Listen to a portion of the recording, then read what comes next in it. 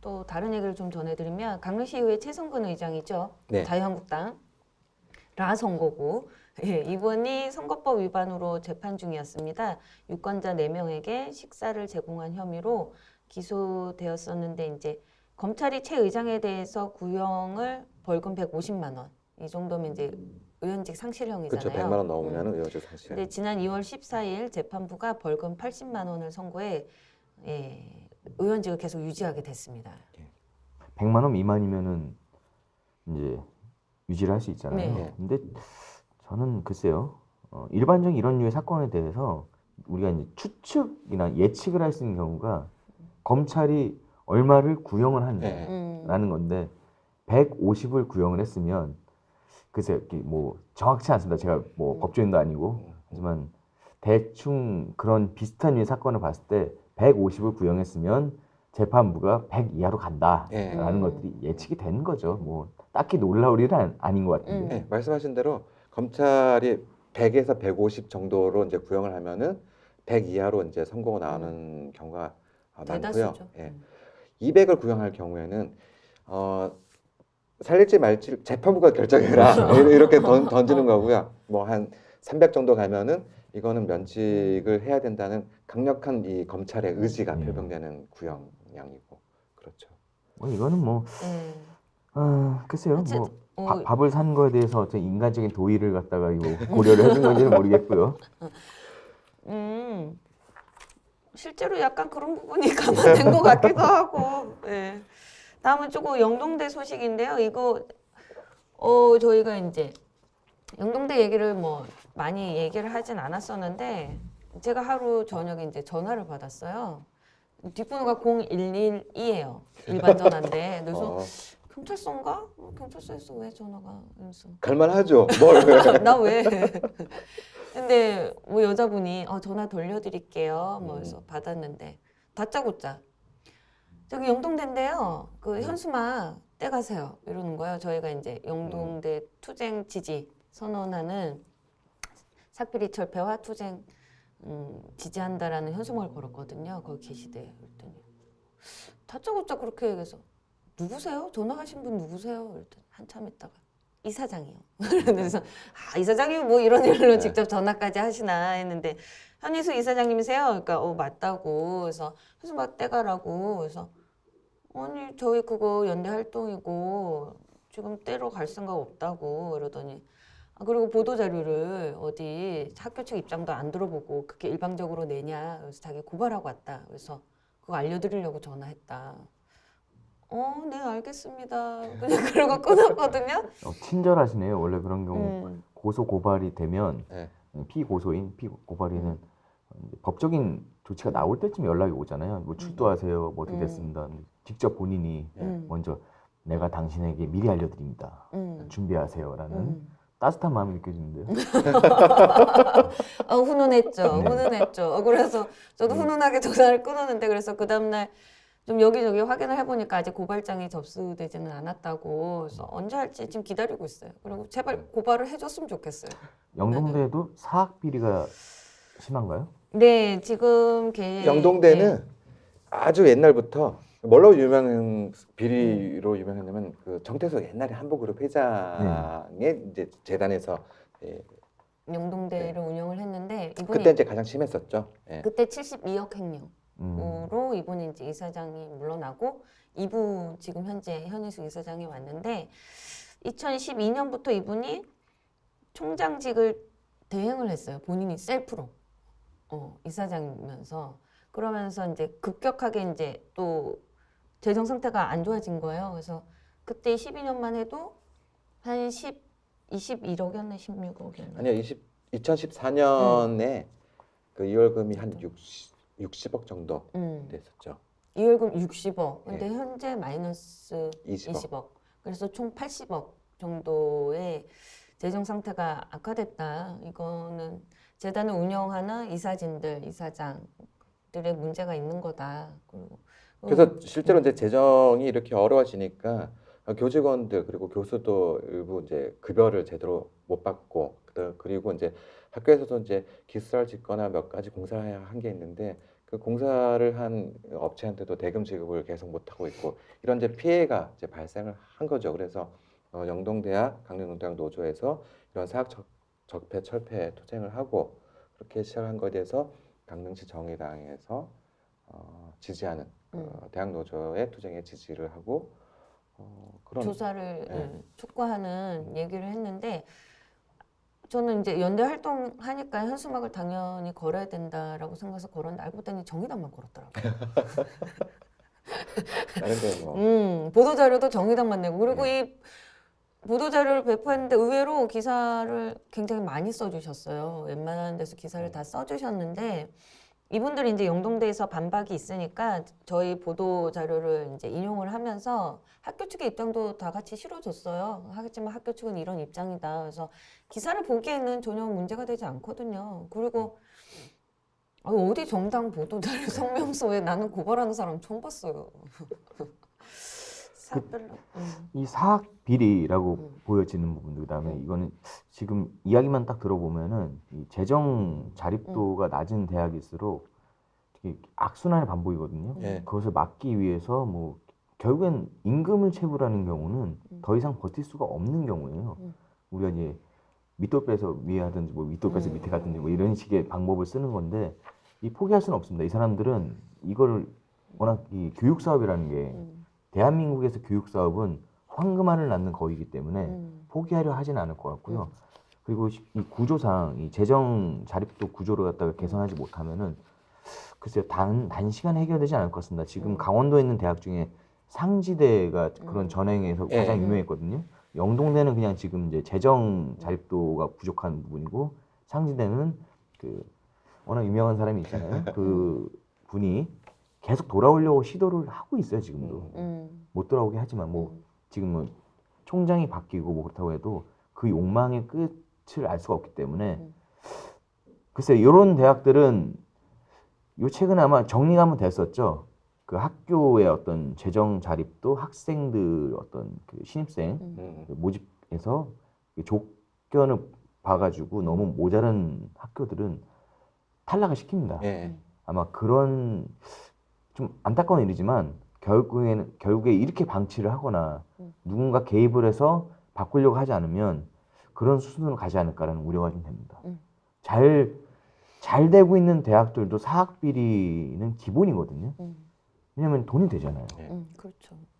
돈 들어오죠. 나라에서 보조받죠. 그러니까 우리 얼마 전에 나왔던 유치원. 네. 예. 그러니까 유치원이 커져서 대학교가 이러고 있는 거죠. 그리고 기본적으로 한국에서 사학 사업, 그러니까 이런 교육 사업을 하는 사람들은 정권의 결탁 내지는 정권의 비호가 없이는 처음에 시작을 못했습니다. 대부분의 경우가 뭐 일제 시대부터 그런 게 많이 있었고요. 그러니까 영동대학교의 끝을 걱정을 한다면 제3자의 개입이 가장 필요하다. 뭐 총장 얘기도 하셨잖아요. 그 민주이사회 내지는 총장도 국가에서 선임할 수 있어요. 파견을 할 수가 있습니다.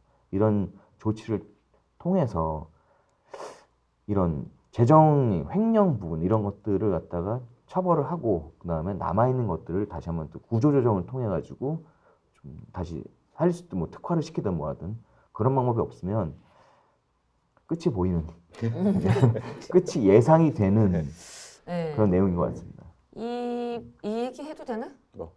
퇴직 공무원 이분 때문에. 난 그 얘기 모르는데. 이분 영동대에서 승마학과를 신설을 하고 승마장을 만들고 싶어 했어요. 그래서 국가 예산도 받았고 그때 최순실 때죠. 네. 그래서 예산도 이거 수립받고 박근혜 때로 얘기 안 하고 최순실 때로 정확하게 얘기하셨네요. 네. 그래서 예산도 받아왔고 그래서 시에서 그러니까 도비도 약간 지원받고 그래서 시비도 일부 네. 들어가고 해서 시에서 이제 인허가만 떨어지면 공사를 하면 돼요. 돈은 내려왔어요. 근데 이제 강릉시장이 이제 별로 뜨뜻미지근했거든요. 뭐 승마학과 이게 영동대 지금 하는 게 말이 되냐고 예산이 한두 푼도 안 돼 굳이 해야 되냐에 대한 고민이 있어서 좀 미뤘겠죠. 근데 이제 학교 측에서는 사업을 해야 되는 거잖아요. 그래서 담당 공무원은 엄청 이렇게 압박을 한 거예요. 뭐 그리고 막 음. 국회에 내가 누구를 알고 뭐 내 주변에 온갖 강릉에 동원할 수 있는 인맥들을 동원해서 이제 막 압박에 들어간 거죠. 이 공무원이 자기 여기서는 허가를 안 내려주지 여기서는 빨리 허가를 내게끔 해달라고 해서 양쪽에서 압박을 받았잖아요. 명예퇴직했어요. 너무 힘들어가지고 나 이거 해결 안 하고 퇴직할래. 나 이 자리에 못 있겠어요. 그리고 이분이 명예퇴직하고 다른 분이 지금 이 자리에 계세요. 그분도 되게 힘들어하신다고 이것 때문에. 그래서 이게 지역이 이래요. 이게 강릉 같은 경우는 무슨 일 이렇게 있으면 학교 어디야? 광고다 이러면 광고 출신들 이렇게 몇 기 뭐 이러면 어떻게 최소한 뭐 그리고 누구를 친해 뭐 약간 이래가지고 그런 인맥들 막 해서 뭐 서로 자꾸 얘기도 하고 뭐 이러거든요. 그 공무원 얼마나 힘들었겠어요. 명예퇴직할 정도로 그 자리에서 벗어나려고. 네, 답이 없으니까 사실 그런 거예요. 이게 그런 사안이나 그런 문제가 있을 때 조직적으로 해결을 해야 되는데 조직에서 해결할 수 있는 것을 제시하지 못하거나 아니면 조직에서 도저히 해결이 안 됐다 그럴 때 개인적 해결 방식을 찾아가는 거잖아요. 개인적 해결 방식이 없으니까 결국에는 이제 명퇴를 선택하는 건데 공부를 함에 있어서 문제가 발생했을 때 곤란할 때 이거를 개인적으로 해결하게끔 놔두는 그 조직이 제대로 된 조직이냐 그렇지 않다는 거예요. 그래서 저는 아까도 다시 반복해서 말씀드리지만 이 사안에 있어서 그러니까 계속해서 강릉시의 불미스러운 일들이 계속 반복한 데 있어서 강릉시장이 입장이 없다라고 얘기하는 거는 매우 솔직한 대답이기는 할 수 있으나 매우 무책임한 대답이고 앞으로도 이런 일이 계속 발생해도 나는 관여하지 않겠어 내 책임 아니야라고 얘기한 아주 나쁜 자세인 거예요. 그런 나쁜 자세를 다른 사람도 아닌 시장부터 가지면 그 밑에 있는 국장, 과장, 계장 그리고 하급 공무원들은 시장도 책임 안 지는데 이걸 내가 왜 책임져 해서 그런 일이 계속 발생을 하는 거죠. 그러니까 저는 이제 최근에 발생하는 이 강릉시의 이런 문제가 시장하고 시장의 조직 관리, 아니 시장의 업무 스타일 이런 거하고 직접적으로 연결된다고 봐요. 그러니까 지금 제 시장이 하는 스타일에 대해서 결국에는 공무원들이 대처하는 자세들이 몇 가지 유형들이 나오는 거잖아요. 하나의 자세는 시장의 오더에만 충실하면 돼. 예. 시장한테만 잘 보이려고 하고 시장의 오더에 대해서 그것이 옳은 결정이든 그른 결정이든 관계없이 시장의 지시에 따라서 대처하는 공무원 그룹이 하나 있고요. 또 하나는 시장이 무슨 얘기를 하든 안 하든 간에 난 별로 관심 없고 나만 안 다치면 되고 나한테 주어진 일에 대해서 하면 돼 하는 사람도 있고요. 또 한 그룹은 아무것도 안 하겠다는 이렇게 크게 지금은 그 강릉시 공직 사회는 세 가지 그룹으로 가고 있어요.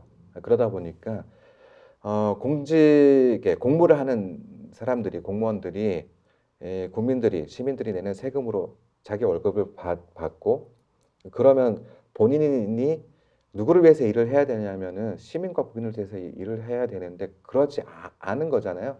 그래서 시장을 위해서 일을 하거나 혹은 본인의 안위를 위해서 강릉시를 출퇴근하거나 이러고들 있단 말이에요. 그러니까 이런 게 계속해서 발생할 수밖에 저는 없다고 보는 거예요. 지금 아까 말씀했던 승마학과인가요? 네. 승마학과에서 이제 실습을 하려면 말이 뛰어놀 공간이 필요한 거 아닙니까? 예. 그러니까 많은 부지가 필요하고 뭐 우리나라가 승마 강국이거나 예. 승마에 특화된 나라 물론 동이 민족이라는 예. 여러 가지 이해가 있긴 하지만 그럼 활만 잘 쏘면 되잖아요. 예.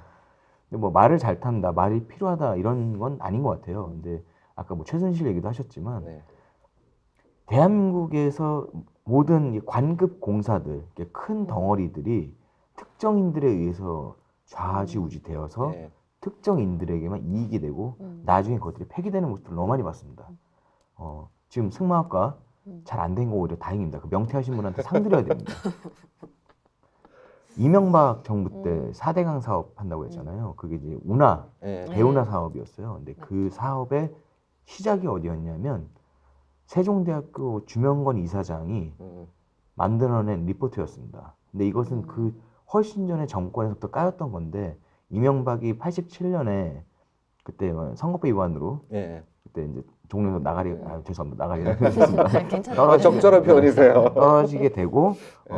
이 양반이 이제 야인되었을 때 당시 정확히 확인되면 아니지만 추측컨대 4대강에 대한 운하에 대한 리포터는 주명건 이상형밖에 없었어요. 그 리포터를 받아가지고 이명박 머릿속에는 이명박은 토건업자잖아요. 네. 정확하게 수익이 얼마가 날 건지를 알았습니다. 그 이후에 지금 4대강 어떻게 됐습니까? 이게 지금 보호 철수한다고 또 네. 몇 천억이 또 들어가잖아요. 네. 이명박은 여기까지 계산 안 하죠. 예. 최순실도 마찬가지입니다. 본인이 말을 얼마나 좋아하는지 모르겠지만 이 대학과 결탁을 해서 그 사업을 하려고 했으면 단순히 거기서 자기 이익만 취하려고 했던 거죠. 그 피해는 어떻게 나오냐?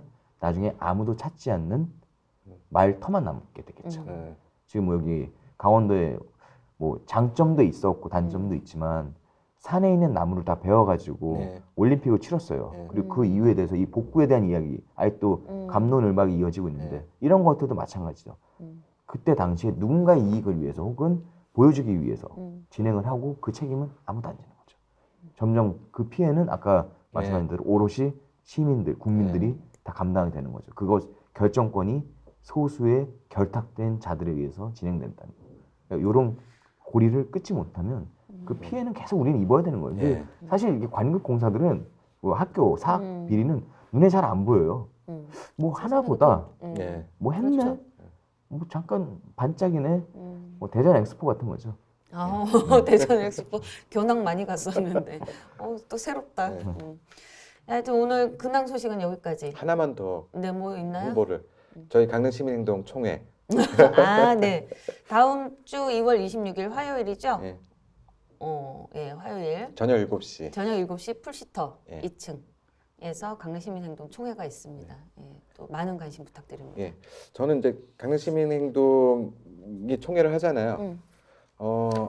저는 그렇게 봐요. 다른 사람은 아무도 그렇게 보지 않겠지만은 이날 왜 하필 이날 강릉에서 태극기 집회가 열립니다. 맞다. 2월 26일 네. 1시죠. 1시에 월화거리에서 사전 집회를 하고 또 행진하고 강릉역까지 행진하더라고요. 네, 근데 4시에 또 음. 집회, 일부 예, 집회를 하고 대한애국당에서 하는 태극기 집회를 강릉에서 한다고. 전국 집회를. 예. 근데 그거를 전국 집회요? 예. 전국에서 그럼 그분들이 오셔서 강릉. 예. 그럼 왜 강릉에서 해요? 지금 춘천 김집회 때문에. 강릉시민행동 총회 저직 저는 맞불 집회라고 저는 생각하고 있습니다. 저는 태극기 집회하시는 분들 네. 뭐 지지하는 건 아니고 네. 일정 부분 이해는 되거든요. 본인들의 정치적인 성향, 활동을 강화하는 건 좋은데 관련 법은 좀 강화했으면 좋겠어요. 국기 훼손. 네. 그렇죠. 왜냐면 집회가 끝나고 나면 그 국기를 가져가는 게 아니라 아무나 막 버립니다. 그리고 이건 이제 남자분들한테 해당되는 건데 군대를 갔다 오신 분들은 아실 겁니다. 군복을 입고 그것도 개량된 군복을 입고 그렇게 활동하는 것은 위반입니다. 실정법 위반이에요. 근데 그거 단속은 안 해요. 물론 그분들이 전투에 나가실 건 아니겠지만 그런 것들, 그러니까 국기 훼손하고 군복 훼손하고 이런 것들에 대해서 실정법만 강화해도 그분들의 활동이 좀 더 정갈해지지 않을까. 아니 모여서 말씀하시는 건 괜찮아요. 뭐 그분도 그럴 수도 있죠. 제발, 그러니까 몸은 제대를 한 거잖아요. 이미 한 몇십 년 전에. 마음도 제발 제대 좀 했으면 좋겠어. 왜 남자들은 군대를 갔다 오면 제대를 못해? 왜 그럴까요? 평생의 트라우마. 그렇구나. 아니, 그렇죠. 우리가- 가장 큰 악몽이 뭔지 알아요? 남자들 다시 군대 가는 꿈. 이게 악몽이죠. 좀 번외 이야기지만 네. 우리가 이제 우리 아버님 세대가 박근혜 대통령을 지지한 거에 대해서 왜 그러냐 더 이해를 못 하겠다는데 거꾸로 생각하면 됩니다. 그때 저희 아버지가 가장 열심히 살 때였습니다. 그 박근혜를 보면 아버지의 시절이 생각나는 거죠. 저는 군복을 입고 나오신 분들, 모이시는 분들, 서울에서 이제 태극기 집회하신 분들을 볼 때가 있어요. 1호선 타고 가면. 근데 그분들은 그 결기가 느껴집니다. 그 누가 조직했다 그러는데 사실 조직 아니에요. 자발적입니다. 맞아요. 거기 나가면 그 자기 어떤 젊었을 때 어떤 이런 것들도 생각이 나실 수도 있고요. 뭐 메시지가 뭔지는 모르겠지만 하여튼 가면 비슷한 사람도 있고 하니까 좋아하신 것 같은데 국기 훼손과 군복에 대한 예의는 지켜주기를 바란다라는 말씀을 드리고 싶습니다. 예, 알겠습니다. 오늘 원래 근황을 되게 짧게 그렇죠. 얘기하기로 했는데 1시간을 했네요. 아이고, 아이고. 세상에 인터뷰를 해야 되는데. 저 이제 그만하고 가도 되잖아요. 3부 아까 얘기했던 3부로 나오지 않을까. 네. 저는 가도 될 것 같은데. 잠깐 쉬었다 가는 건 어떨까요? 그래요. 네. 네. 아, 담배도 한 대 피고. 네, 잠깐 네. 쉬고 네. 본격적으로. 아 이제 본격적으로요. 아니 이제 오픈이 끝났어요. 요즘 인기 있는 팟캐스터 유튜브 네. 하시는 정치 유튜브 하시는 분, 네. 시사 하시는 분들이 이런 네. 식으로 많이 하세요. 앞에 예. 하고 싶은 말을 다 해놓고 1시간 지난 다음에 자 이제 본격적으로 하겠습니다. 이 트렌드를 아시는군요. 예. 앞서가죠. 아는 정도가 아니라. 예, 그러면 저희 네. 잠시 쉬었다가 네. 네,